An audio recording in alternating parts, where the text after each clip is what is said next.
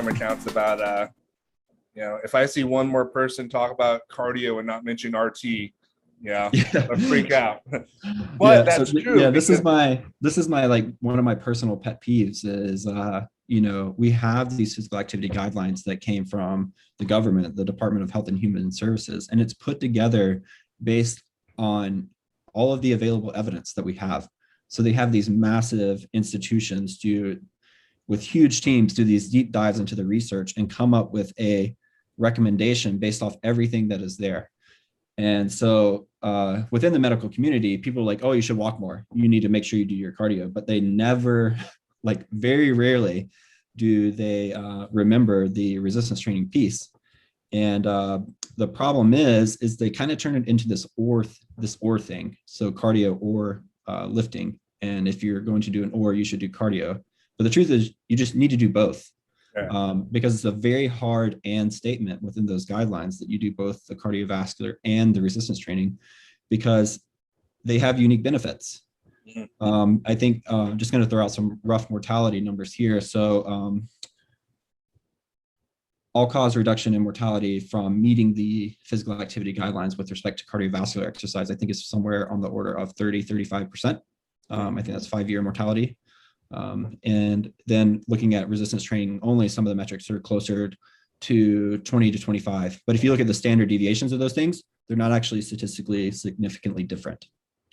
But then you add those together and you're talking about mortality reductions of someone that's meeting both cardiovascular and resistance training recommendations, and they have this increased benefit. So I think it's around the order of 40% all-cause mortality reduction over the next 5 years. So we just need to have people be doing both.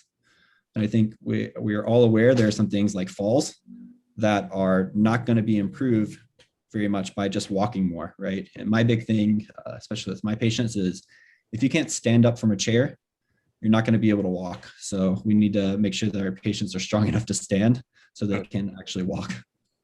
Right. So the other day you said you were going to maybe bring out some Hummer tire deadlifts. So, yeah. So has there been resistance, or you're the strongman, you're deadlifting 700 pounds and you got these physicians talking about walk more.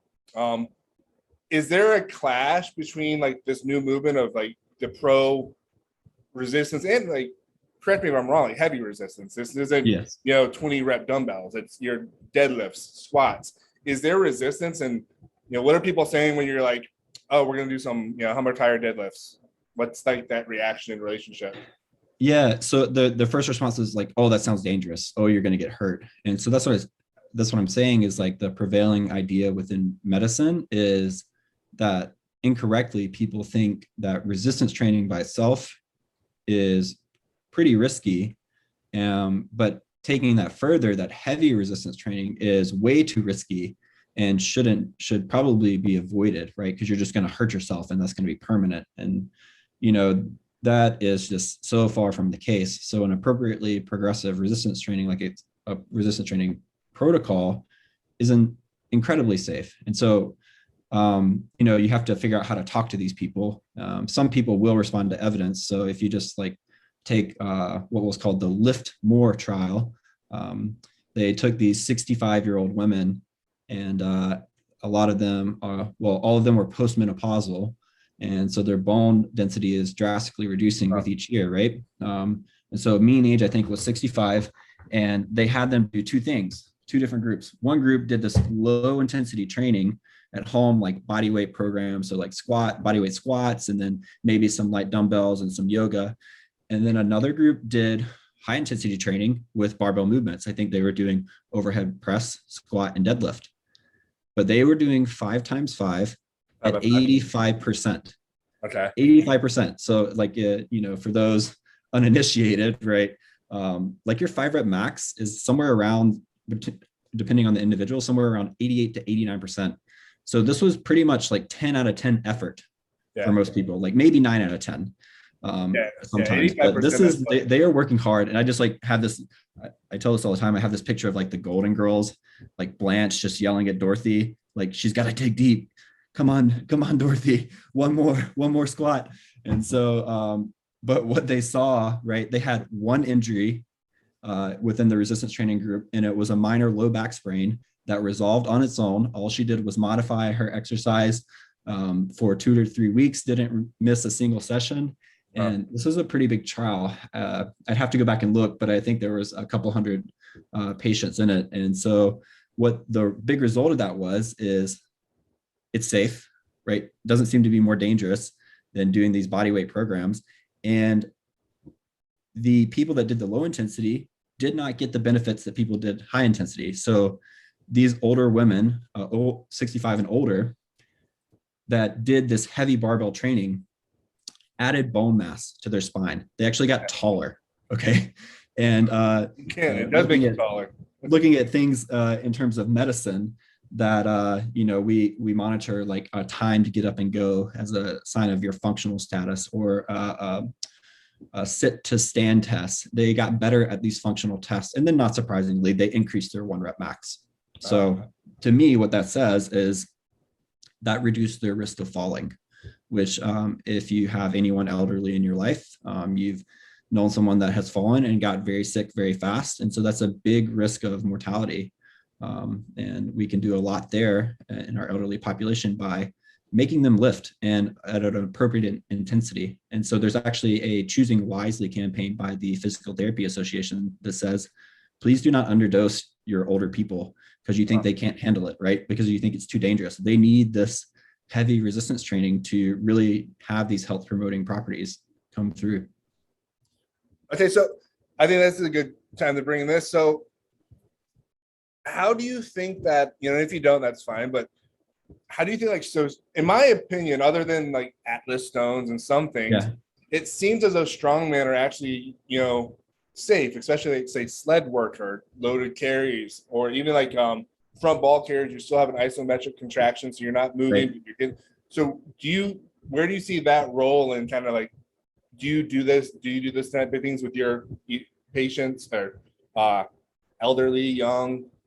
Yeah, so I'll answer that in 2 parts. The thing that I think people in the lifting world may not realize is how bad some of the population can be in terms of their physical activity. So my standard would not be a lot of times what people would consider lifting necessarily, or strength promoting activity, resistance training, if you want to say it like that. So I am just trying to get people moving some days. So I actually have one patient that her resistance training prescription was to actually stand up 2 times in a row anytime that she was able or was going to get up off the couch or out of a chair or something, because it took her so long. She was so weak. It took her about 10 to 15 seconds to stand up using her hands from the chair. So I don't think people necessarily realize how low the bar can be. And so we'd have to meet people where they are and work towards a goal. But it can be a very slow process. So I think the things that are amazing about Strongman that work very well from a health promoting standpoint is one of the big things is the massive amount of variability that comes with a sport. Now, I'll say, like, when you're talking max effort, that variability is probably a large contributor to the higher injury risk we see compared to other strength sports. And that can be just from unstable implements and then unfamiliarity with the implements. But taking that further and going back to a submaximal effort, that instability is probably a great thing. You're talking about like the loaded carries, so anything like farmers or a front rack carry. I think that has, if you can convince people to do it, has a lot of carryovers in terms of things like balance promotion, right? So reducing that risk of falls. But I think one of the better things about Strongman is that it's fun. Like a lot of those movements are really fun and really cool, and people just probably like you and I like grew up with it playing on TV late at night or on New Year's Eve watching Strongman on ESPN. So they are familiar with these things. And so like, man, when CrossFit took off, like how many tires did you see popping up outside of gyms? Like people love to flip tires. And so that's like the easiest thing that we can relate our sport to. Oh yeah, those guys that flip tires and pull the trucks, right? And pick up those big balls. I think people know what it is and they're interested in it, which is probably the best thing, because if they're interested, they're more likely to do it. I think there's some benefit from the variability, and like come on, man. If you got a good, you know, middleweight or lightweight strongman, that's probably the best moving buddy you could ever have. There's a reason I don't own a truck because I would be speed dialing everybody's list. I still am. But if you want to, I dare say functional training, strongman in terms of things that are close to activity that would be like normal work as part of what would previously have been human life. We're doing a lot of it, like quite literally picking up a stone out of the field was the way that the Scottish manhood stones and things like that came, right? You wanted to clear the field from the stone. And so, we're taking function way back before the industrial age. I've said that a few times, I'll say it here again. It's just like, where did strongman, how did carrying and lifting and pulling get lost through that whole, functional movement phase? It's like standing on a boat, a one-legged RDL on a Bosu ball is functional, not carrying two kettlebells. I think that's, I almost think one of the beautiful things about strongman is the simplicity is also its crutch, because people think it's too simple. Like, carrying things, like, it's fun to do, but it's not gonna really make you stronger.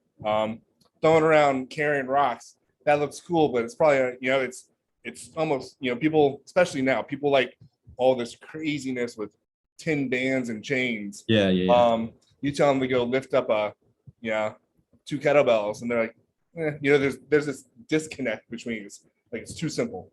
No, I think you hit the nail on the head there in terms of like why strongman movements were kind of left out of the functional fitness I don't know, revolution, if you want to call it that. It's just not complicated enough. And so there's this inappropriate association with complexity and it being better, right? It's like people will say that a wine is a higher rating just because it's more expensive, right? So even though that, it may, if they blind test you, it may be the exact same. So I can think about that when I think about strongman. Is like, the funny part is if you look at programming coming from top guys, I think someone showed Hafthor Bjornsson's The Mountains, his programming that he was putting out, and it was just like very simple barbell movement. You expect it to be some crazy like innovative thing. It's like, no, man, just focus on the basics. It's like a pyramid, right? That base of the pyramid should be the biggest portion, and it's like you do the fundamentals, right? You are amazing at those, and then like that 0.1% is all these different nuances that people may add in. Yeah. So I have a couple like kind of broader questions. So first one, I've been thinking about this a lot. Dr. Rick Howard, you've heard the notion that exercise is here to substitute what we don't do now in the industrial world compared to the the whatever back in the day, right? Sure. Yeah. And so I think that's true, but on the flip side, competition and powerlifting, that is on the luxury side. Like, right, people back in the day would not be powerlifting and doing strongman, and you do track. We wouldn't be doing that back in the day. Right. And medical field definitely has a fault for not acknowledging S&C, but I think that even in the fitness side, we put too much emphasis on the luxury side. Right? Yeah. We put too much emphasis on building your biceps and getting a strong deadlift, and we have passed over the we want you to live longer, right? Like, we want you to just be healthy. And I've been guilty. I have criticized Zumba. I have criticized, what's the guy, P90X, Yeah. Like, are those the best? Are those okay to promote health benefits and, higher, less mortality? Probably, push-ups and running. And I've criticized that. So what are your thoughts on that? Like, maybe the medical side has ignored it, but maybe we've been putting too much emphasis on, improving your squat or having a nice butt. Yeah. And so I would say my response to that is the most important exercise is the one that you're most likely to do consistently, right? That's what I'm saying. The bar's so low. We just need people to move. Yeah. to actually meet these guidelines. And I think the resistance training community is notoriously cliquey, whether you're a power Thank, lifter or a strongman or a bodybuilder. We all agree that we hate CrossFit, but like, come on. If you sat down and think about it and looked at it over the past 15 years and saw what something like CrossFit did for every single one of those communities, it's I blown up. guarantee you would see much higher incidence or much higher prevalence of female participation in all of those sports, probably directly related to CrossFit. So I think people knock CrossFit, although it's probably one of the few out of all of those that is going to get somebody to meet both resistance training and cardiovascular guidelines. Yeah. But then it got so many more women with barbells in their hands. And it's like, so it's like, Yeah. why are we knocking this? When Yeah, it's such a good thing. Yeah, I mean, CrossFit, whatever, maybe it has its faults, sure. Yeah. But like, I don't know if deadlifts would be so popular now. No, or squat. You see, definitely not strongman. Like, you're seeing, these, I don't even know a correct word to use. They don't look like they're lifting, and they're doing overhead squats with good form. Not a lot of weight, but good form. Yeah, and that's the thing with CrossFit. Like, whatever. Maybe they do stupid pull-ups, but yeah. But it's funny, people are like, they're always concerned about them getting hurt, right? They're getting shoulder injuries and things like that. People always joke like, oh yeah, if a new CrossFit gym pops up, there's going to be all these shoulder injuries coming into the office. But it's like, we can't really say anything as strongman, right? Our injury risk is higher. So we don't really have ground to stand on there. So, I mean, there's something to be said about ways that we could improve the safety and, maybe not doing such complex movements to near failure or total failure to make it safer. But that's just general principles of strength and conditioning, right? Coming down to appropriate programming that's appropriately progressive and has a goal in mind, which I think, a lot of CrossFit gyms do not have. They have they just put up a random WOD, and there's not necessarily a long-term goal in terms of how that's progressing and what the next 4 weeks, 6 months, year is going to look like for someone that's engaging in that programming. Right. So I wanted to ask you one big broad question. So do you think this lack of this de-emphasis of strength and conditioning and even cardio, because even though people say they do cardio, it's not right. You don't really see it that often. Yeah. I mean, like, what, 40% don't meet the bare minimum or something like that. That's like the bare. So and it's even that's from self-reported data. So it's even more interesting if you slap a gyrometer on them, like a step counter or something like that, a very advanced step counter. You see it's much lower. People, like you're saying, don't actually do the activity they think they're doing, and it's not as hard as they think they're working. Right. So would you agree that this is the biggest factor facing our health as a worldwide, because it's not just America, it's bad. And I guess maybe another way of putting it, you probably can't give a direct number, but what's a good way to phrase this? How many people do you think would maybe our yearly death rate? How much lower would our yearly death rate be if people would actually start meeting those bare minimum requirements? So I might actually be able to give you a number from a lecture that I was working on earlier. No. And so in terms of like chronic disease, right? Just going even more broad, when we're talking about things like lifestyle modifiable factors, 70% of all non-communicable disease, meaning like not infectious, like I have tuberculosis or I have HIV and I'm giving that to someone. So that's a communicable disease. So 70% of non-communicable disease has been attributed to lifestyle factors. If you take a look at, I think it is the 2018 State of US Health, is put out by this massive conglomerate out of Washington. And they break down mortality or your risk of dying from any reason into like all these different factors. Like it's quite impressive how they come up with this data. And so, if you said lifestyle factors, number one, people would probably think smoking.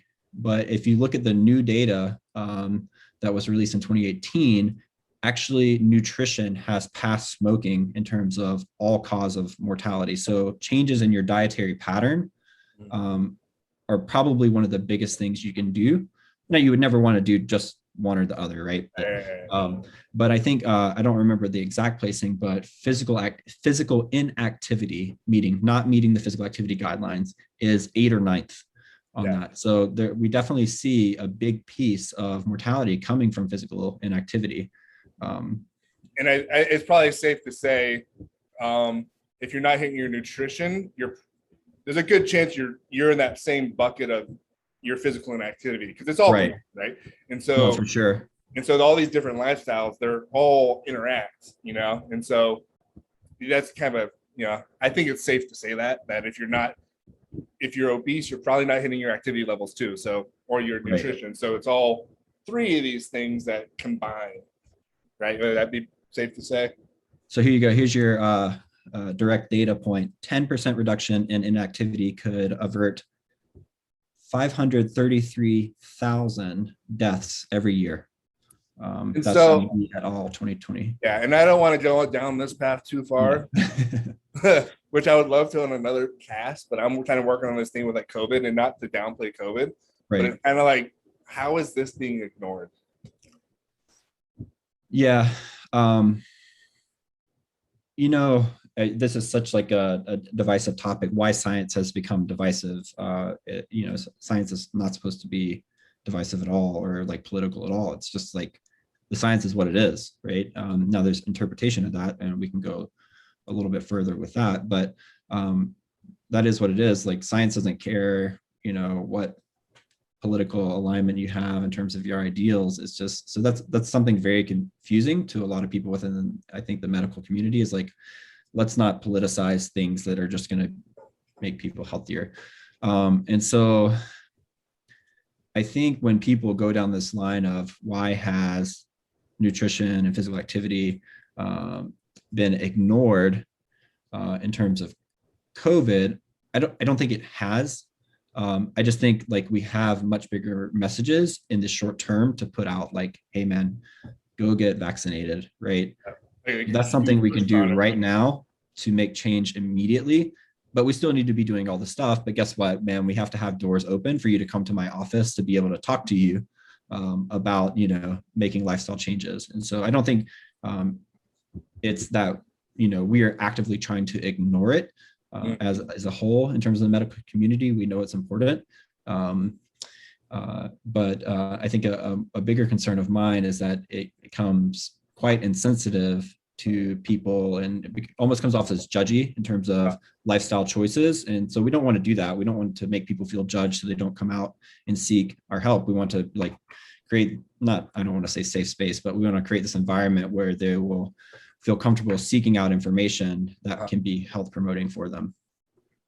But yeah, that's a long conversation, maybe for for sure. Yeah, that's different factors going in, but yeah, it's so I guess one more thing on the conspiracy side, if we will, is you had mentioned, this will probably be like the last question.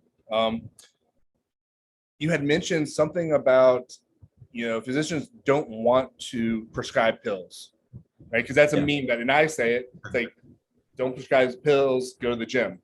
And you had, I think you were probably talking about that type of meme, that physicians don't want to prescribe pills, but the system kind of forces them to. Is that right? Yeah. And so a lot of that comes down to how physicians get paid. Man, I'll be quite honest. Like, if Big Pharma was going to cut me a check right now, I would take it, but that just doesn't happen, right? And so like, you don't have Pfizer or Johnson & Johnson coming down and writing physicians these big checks to, push vaccines or to push their latest blood pressure medication. And there's so much more regulation in terms of like a drug rep even be able to come to talk to you now. So it's a very different world than I think it was in the past, but I don't know if that ever existed quite as much, even back then.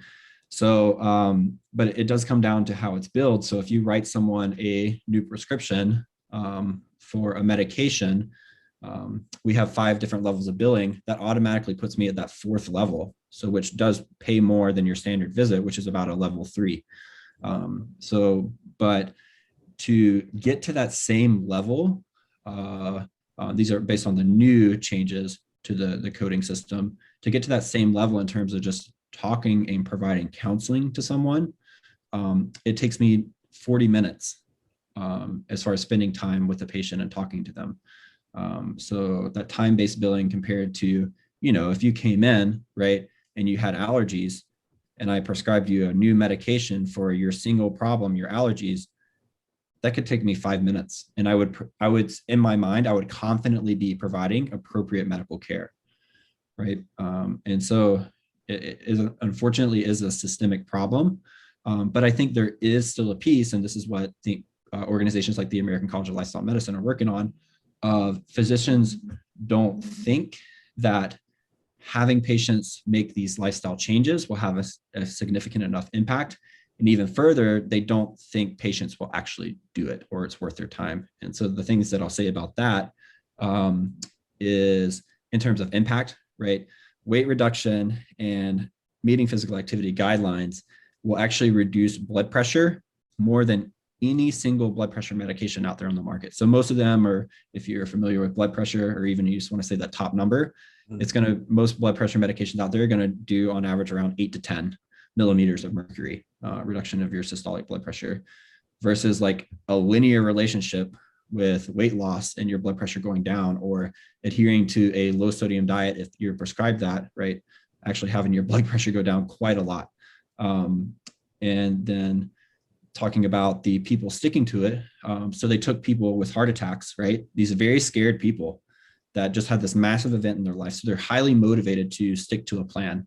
And they watched how long they stuck to their medical treatment. So I think it's, it's just, as you would kind of expect, as time goes on, it's just less and less people are sticking to the plan. And so I think at around 18 months, only about like 70% were sticking to taking these brand new heart medications that they had after a heart attack.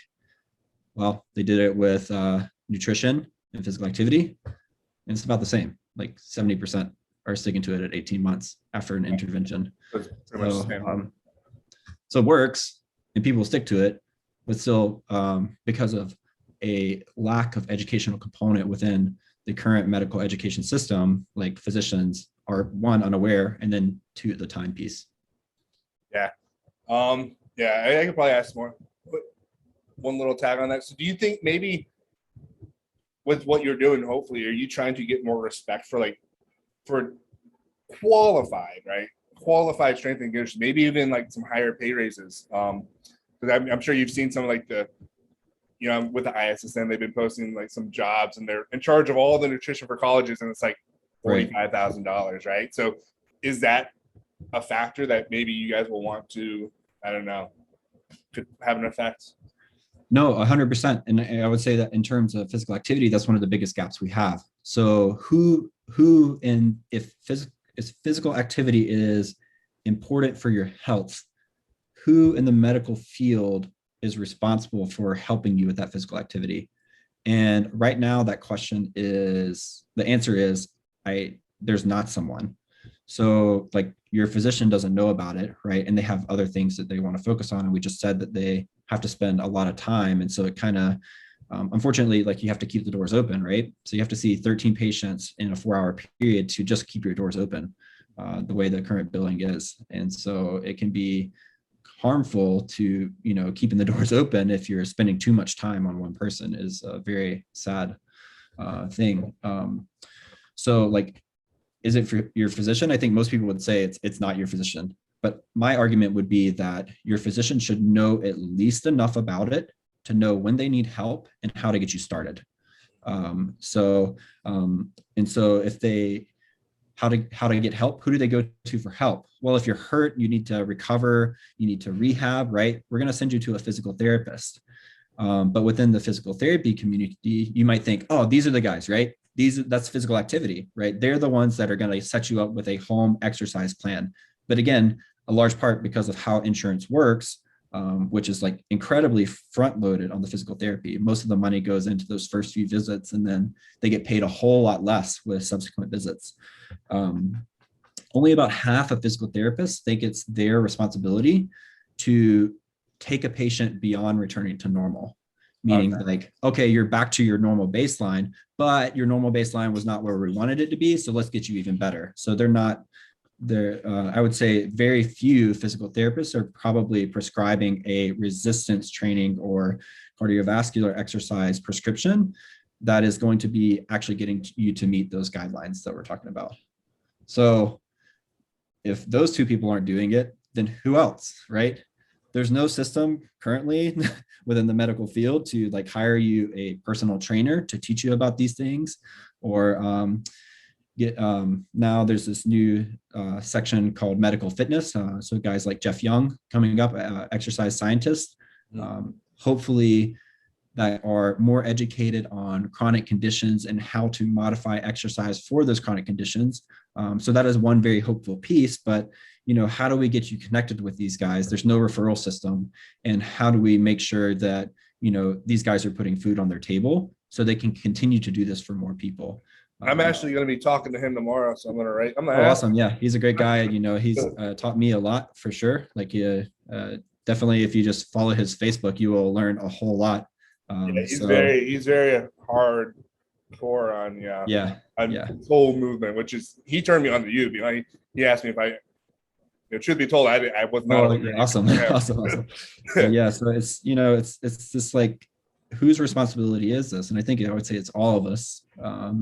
But the system doesn't help me help the patient right now in terms of physical activity. So I think there's a big systemic change that needs to come down, and that's where these collective organizations like American College of Lifestyle Medicine are going to come into play in terms of making actual policy changing the laws that govern what we are able to do and how we are able to do it. And it's exciting to be kind of around that area and see what's going to come up. But until that happens, we unfortunately, like, the only people that are getting this kind of like I would say the best guidance are the ones that have the money to play the game, right? So like a concierge service where you pay me a set amount of money, like, I don't know, something like several $100s a year to just completely focus on you as my own personal patient, right? And so, but we all know that, like, if you have money, you can pay anyone, right? To help you take care of yourself. But it's probably not the people that have the money to play the game that need it the most, right? So it's the people that are already using other social services that probably need the most help. Right. Cool. Yeah. I have more questions. I'll probably save those for him. I think it'd be cool to see more of an emphasis, maybe put, like you said, have a special designation for a medical strength and conditioning coach, right? Yeah, absolutely. I know, who is it has the physiologist? Is it AC? They have a exercise physiologist credentials, and they have a clinical exercise physiologist. So it may be American College of Sports Medicine. Yeah, I'm pretty sure it's a CPT, certified personal trainer. And so that technically is one referral network, but I don't actually understand how those people get paid. And I don't think it's from an insurance perspective, but that is at least one growing network in terms of qualified individuals based on some sort of metric that can guide you in terms of. I'm part of that, because I was thinking about getting that, and I'm part of the group, and finding jobs and pay again is like a big issue. So anyways, so one last question. So this is probably to do with what you're just talking about with PTs and the whole medical field. More collaboration. And so, I'm with the Strongman group. Jeff Young's with the Special Pops group. So what do you think we could do as the Strongman SIG, reaching out to having collaboration with the medical field, the Special Pop field? What do you think is the best thing we could be doing as a SIG to grow awareness, spread literature, make connections? No, 100%. That's it, man. Education. So I think there are a lot of people out there putting out high quality resources. So like what is it, Greg Knuckles and Stronger by Science, or Austin Baraki and Jordan Feigenbaum with barbell medicine. So, I mean, you know, not everybody's going to be scientifically inclined and want to incorporate that into their, you know, training protocols, but I think we all should. So, especially like things like painscience.com, where you're actually talking about like, what is pain? Why do we experience it? And how does that affect training? And so I think if we can educate people on those types of things, that can hopefully reduce some of the stigma about it being dangerous, and then also bring in some evidence in terms of how to get people to stop fearing moving, or kinesiophobia. So I think that's one of the biggest problems plaguing physical activity within the general population, is that it's dangerous. And so I think that's one of my major guiding principles, is like to show people that this is safe. And actually, it's not just safe, it's very important for promoting your health. Cool. Awesome, man. Awesome talk. We're almost like an hour and 20 minutes. All right, man. Thanks. Long-winded. I said I'd love to sit down and do this again. Yeah. This has recently just been I don't want to say inspired, but it's always been in the back of my head. No one's ever really talked about it that much. Sure. And I feel now it's kind of coming out more, and people are more like, we're doing it wrong. Right? No, for sure. So, all right, man. Awesome. Thanks for having me, or I guess having you. And I really appreciate it. I'm glad for you and Heidi, like getting all of this going. You know, it's certainly good. Nobody, like you said, nobody's really taking a look at Strongman from an evidence perspective. So I'm excited to see what you guys do, and would love to help push that forward in any way I could. Awesome. Cool.